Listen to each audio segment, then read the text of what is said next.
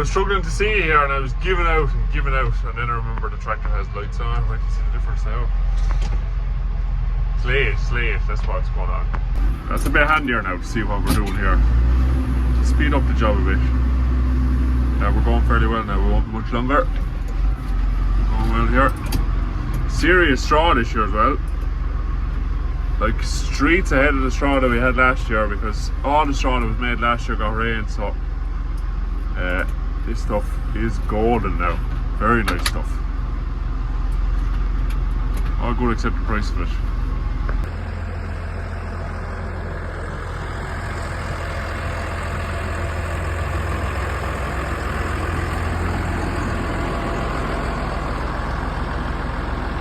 So, they have straps here, obviously. A nightmare to roll up, especially that many on a trailer that long. But we have another Dan invention here. It's like the TR8. Look at this. Just clamps onto the side chime of the trailer. You hook the hook of the strap there, and you turn the handle. Simple as that, like this. Look. Hook that in there, and then you just wind it. Look. Super job. Obviously you need two hands, but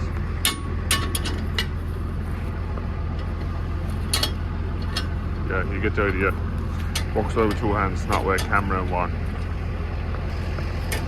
There it is. One done. So it's a Friday morning here. I currently stand in the yard here waiting for inspectors from the county council to come. They were here last October and did an inspection on the farm for water quality. We had one item that we had to fix. Actually, I'll show you here now when I'm here. So there's a bit of a fall on this yard here. Some bales stacked over there, too high, which are the rules, and the water flows down here, and then you feed silage out here, and the water flows down here. And a little river at the back of that tree there. It's not a river even, it's a drain. But the water used to just flow off this yard and into the river. Well, down the bank and into the river. So they wanted to put this curb here, all along the edge, so that it catches the water. And then the water flows over there and down to that green area before it gets into the river. Actually a pretty good idea. But will make no difference to the river, I can guarantee you. We did that. They recommended that in October. We carried that out in January before calving started, and then we emailed them back pictures when we had it finished, and we went forward back in emails, and for a finish they said that's fine, consider the case closed, and thanks very much for carrying that out. Then 2 days ago, get a phone call and they say they'll be here on Friday. So after emailing them and sending them all the pictures, they still want to come out and inspect it themselves. So yeah, I'm just waiting in the yard here now from a phone call. They've done the other 2 farms or 3 farms in the area, and they told me to be here between 10 and 1 and that they would ring me. But usually they turn up and ring you after they're standing in the yard. And I just wanted to say that farmers are in such limbo land when it comes to your rights around these inspections. You know, are they allowed to walk in? Even if you're not there, they told me we'll be there between 10 and 1. You can be there if you want, or if not, we'll just walk away. There was no, is that okay? Does that suit you? We're going to be there, we're going to do the inspection no matter what anyway. This is a private yard and this is private property, and all farms are private property, not public property. And I think our rights have been eroded an awful lot, and a lot of us don't know where we stand. So if anyone knows or understands the ins and outs of these new local authority inspections, which are carried out along with department inspections, what are our rights, write them in the comments there. As far as I can see, we don't have any, which is an awful position to be in, and the stress that adds.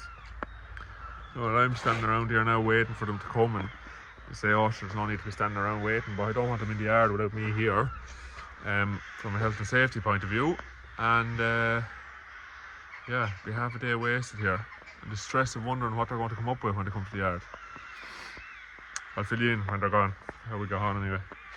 We just cut a few hedges there, and time to go milking now. It's a bit later than normal, but just coming back to you on the council inspection. So we just had to show them the stuff that we had completed for them, which is fine, absolutely acceptable. They want to see that.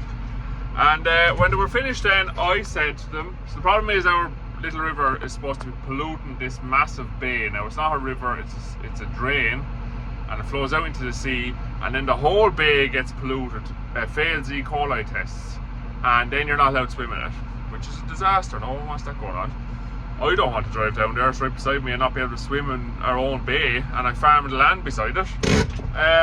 So I said, okay, so you've checked out all the farms, and you've signed off on them today, and you're happy with the yards today. And I said, if I go down in a few weeks' time, or the next time the river's tested, and there's a sign up to say that the bay is polluted, what is your plan? And one of them says, look, I don't know, we don't have a plan, but we've checked the farms now and we're happy with them all today. And I said, okay, well then I said, for me, the next time I go down to the bay and it's polluted, I'll be happy enough to say to myself, look, it's not us that's causing the pollution in the bay. And you know, that'll help my conscience somewhat after having them there to tell me that my yard now is okay. And the other person that was on doing the inspecting said, I wouldn't agree with that.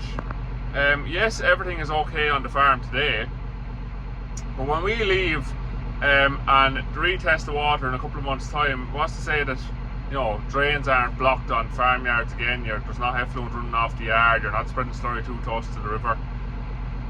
So look, just that highlights what we're dealing with as farmers and why it's so hard on us, and we're under such pressure with all these inspections. Is they're so one-sided.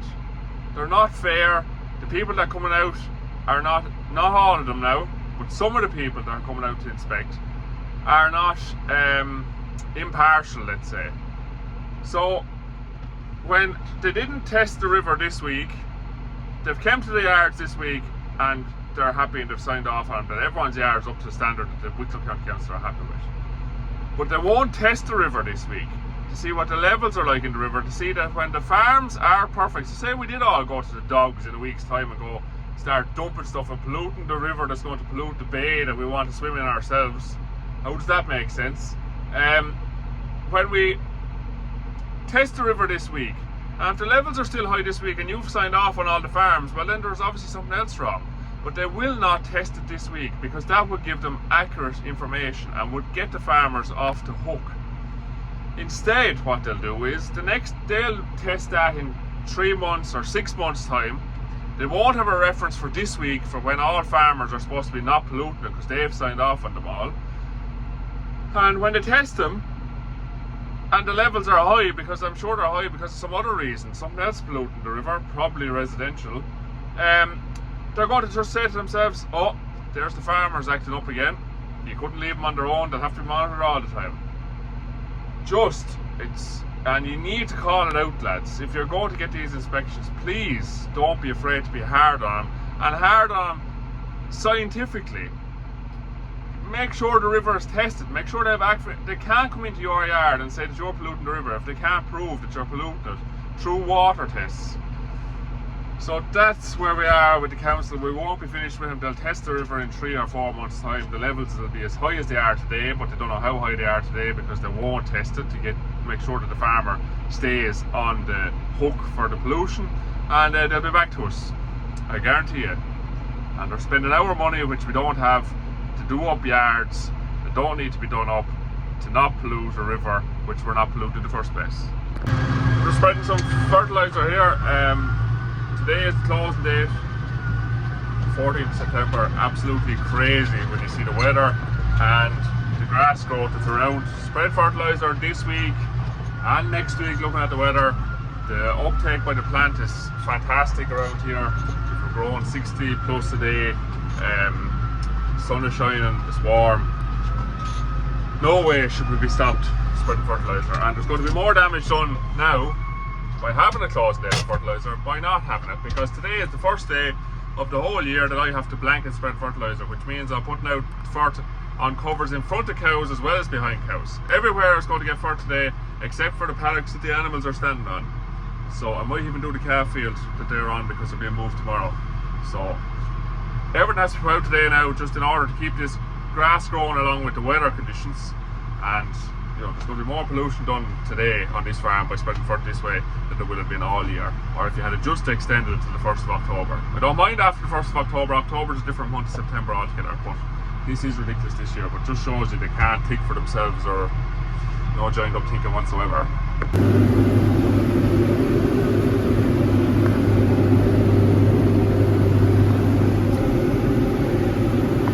Just look around how green everywhere is.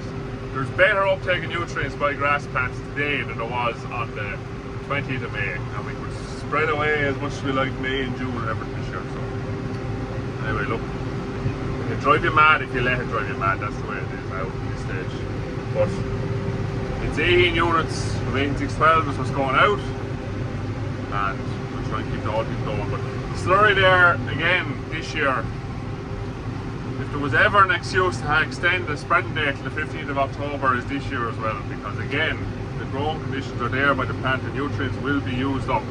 The slurry being spread in April this year, and was allowed to be spread in April this year, being dumped, and the grass plant wasn't growing and not using up any nutrients. So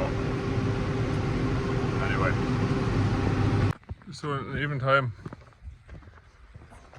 grass walk is 6:30 here now, but just a grass update for everybody. Probably can't see me with the sun there, but serious growth this week for the time of the year. We had a bit of rain 2 days ago, plenty of fert in the ground, and you can actually smell, there's a smell of growth here this evening. It's fantastic. You can just see the grass behind me here, how green it is. And then a paddock that was just grazed yesterday.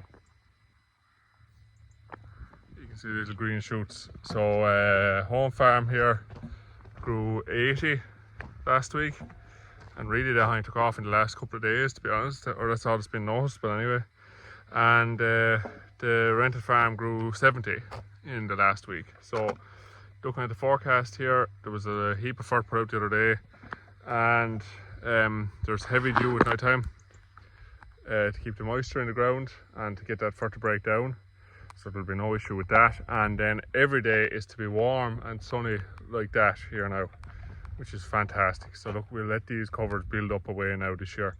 Something we haven't done for 4 or 5 years here because of the soil type on the farm, but we're going to get to do it this year. Even all the long ranges there out as far as the 28th or 29th of September have it that there's no real wet spell. Like, might get a bit of rain here and there, but nothing crazy. So I'll just throw the wedges in here for both farms underneath now, and I'll throw in the data on it then, so the average farm cover and growth and all of that.